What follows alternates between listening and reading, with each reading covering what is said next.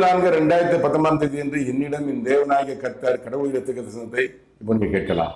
Itimikit mo ako gagawin to kurotu tara muti ramtu mabuti babalan mat tesatin adibadiyanawat அதிகாரம் அவனுக்கு கொடுக்கப்பட்ட அதிகாரம் அவனிடம் இருந்து விலக்கி கொள்ளப்படும். புதிய தேசத்தின் அதிபதி உன்னோடு உறவான். தேசத்தின் அதிபதியானவன் அதிகாரம் அவனுக்கு கொடுக்கப்பட்ட அதிகாரம் அவனிடமிருந்து விலக்கிக் கொள்ளப்படும். சரியான வார்த்தை. தேசத்தின் அதிபதியான அதிகாரம்னா தமிழக முதலமைச்சர் எடப்பாடி பழனிசாமி.